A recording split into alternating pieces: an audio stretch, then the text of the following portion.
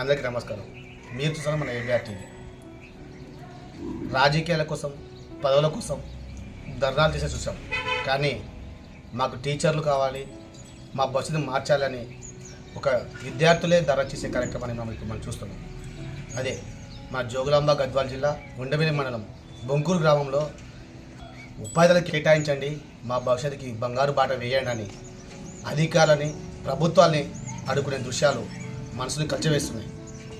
ప్రభుత్వాలు ఎందుకున్నాయి, అధికారులు ఎందుకున్నారు?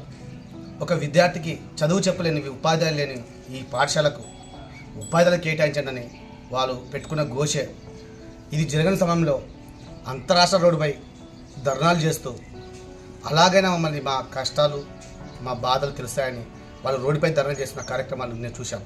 అయినా ఇప్పటిదాకా ఎలాంటి అధికారి కానీ, రాష్ట్ర ప్రభుత్వాలు కానీ స్పందించడం లేదు. అయినా వాళ్ళు పట్టు వదలకుండా ఈరోజు మన మీడియా ముందుకు వచ్చి మాకు ఎలాగైనా సరే మా భవిష్యత్తుకు దారి చేయండి అని, అధికారం స్పందించాలని, ప్రభుత్వాలు స్పందించాలంటూ ఈరోజు మన ఏబిఆర్ టీవీతో వాళ్ళు స్పందించడం జరిగింది. అలాగే మనము ఆ పట్టుల కష్టాలు, ఆ టీచింగు, ఆ స్కూల్ను ఇప్పుడు మనం ఈ వీడియోలో పూర్తిగా చూస్తున్నాం.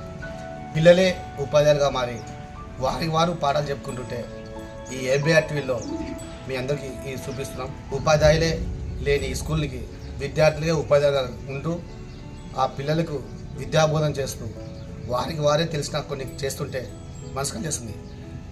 తెలంగాణ రాష్ట్రంలో ప్రైవేట్ స్కూల్ మార్చేస్తూ ప్రభుత్వ పాఠశాలనే ముందుకు తీసుకెళ్లాలని అంటున్న ఈ గవర్నమెంట్ ఈ 99 కాదు 100% ఆ స్కూల్లో ఉన్న విద్యార్థులకు ఉపాధ్యాయులను అందించలేని పరిస్థితుల్లో మన ప్రభుత్వాలు ఉన్నాయి.